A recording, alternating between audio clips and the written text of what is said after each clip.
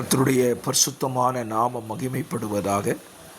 ஆசீர்வாதமான ஒரு நல்ல கால வேளையிலையும் பாளையங்கோட்டை இந்திய தேவ சபையிலிருந்து வழங்கும் காலை மன்னாவை உங்களை அன்புடன் வரவேற்றுக் கொள்கிறேன்.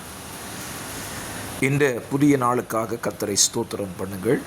இந்த நாள் ஜூன் மாதம் 16ஆம் தேதி திங்கட்கிழமை காலவேளை. இந்த காலவேளையிலேயும் உபாகமம் 16ஆம் அதிகாரத்தை தியானத்திற்காக எடுத்துக்கொள்ளலாம். இந்த அதிகாரத்தினுடைய முக்கிய சாராம்சம் 22 வசனங்களை உள்ளடக்கி இருக்கிறது. முக்கியமான ஒரு பகுதியை இந்த காலவெளியில் உங்களோடு கூட பேசுகிறேன். நாம் அனுசரிக்க வேண்டிய ஒரு பண்டிகையை இந்த அதிகாரத்தில் தேவன் குறிப்பிடுகிறார்.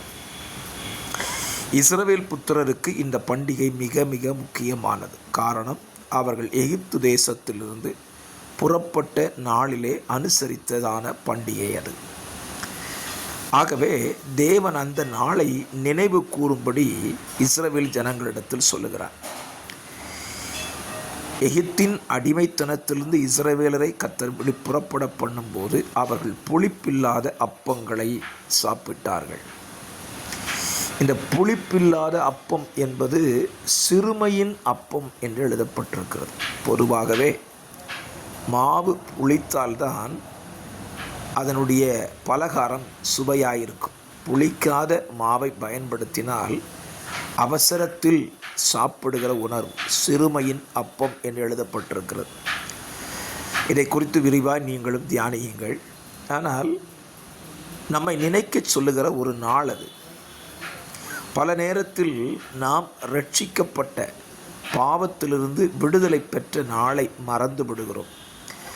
நம்முடைய வாழ்க்கையில் எந்தெந்த நாளையோ நாம் நினைவு கூறுகிறோம். நம்முடைய பிறந்த நாள், நம்முடைய திருமண நாள், ஸ்தோத்திரம், இப்படிப்பட்ட நாட்களை எல்லாம் நினைவு கூறுகிறோம். என்றைக்காவது நீங்கள் ரட்சிக்கப்பட்ட நாளை நினைவு கூறுகிறீர்களா?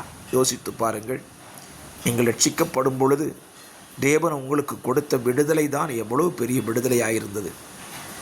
பாவத்திலிருந்து, பிசாசின் பிடியிலிருந்து, சாபத்திலிருந்து உங்களை விடுதலையாக்கி அவருடைய பிள்ளைகளாய் மாற்றினாரே.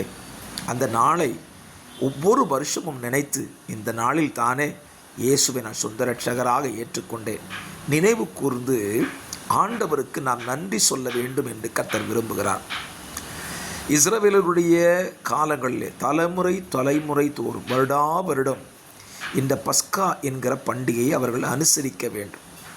அதை அவர்கள் மறந்துவிடக்கூடாது என்று கர்த்தர் சொல்லுகிறார். ஆகவே இந்த காலவெளியிலேயும் உங்கள் வாழ்க்கையில் ஆண்டவர் உங்களை தம்முடைய பிள்ளைகளாக ஏற்றுக்கொண்டார் அல்லவா? அந்த நாளை நினைவுபடுத்துங்கள். இன்றைக்கு அநேகர்கிட்ட கேட்டால் நீங்கள் என்றைக்கு ரட்சிக்கப்பட்டீங்க கேட்டிங்கன்னா அந்த நாள் தெரியாது, டேட்டை மறந்துட்டேன்னு சொல்லுவாங்க. ஆனால் பிறந்த நாள் மட்டும் கரெக்டாக ஞாபகத்தில் வரும். ஏனென்றால் அந்த நாளில் நமக்கு ஒரு புதிய துணி கிடைக்கும் என்பதற்காக. நான் சொல்லுவேன், உங்களுக்கு ஒரு புதிய வஸ்திரத்தை கொடுத்த நாள் அல்லவா? நினைவு கூர்ந்து, என்னையும் ரட்சித்து கொண்டீரே, என்னையும் உடைய பிள்ளையாய் மாற்றினீரே என்று சொல்லி அவருக்கு நன்றி சொல்லுகிற அந்த நாளை நினைவு கூறுங்கள். அது மிகப்பெரிய ஆசீர்வாதமாக இருக்கும். இஸ்ரவேல் ஜனங்களுக்கு நினைவுபடுத்தினார், இன்றைக்கு உங்களுக்கும் நினைவுபடுத்துகிறார். நினைத்து கர்த்தருக்கு நன்றி சொல்லுங்கள். பரிசுத்த பிதாவே, எங்களை நீர் மீட்டெடுத்த அந்த நாளை நினைவு கூர்ந்து உமக்கு நன்றி சொல்ல எங்களுக்கு கிருபை தாரும். இயேசுவின் நாமத்தில் ஜெபிக்கிறேன் நல்ல பிதாவே, ஆமென்.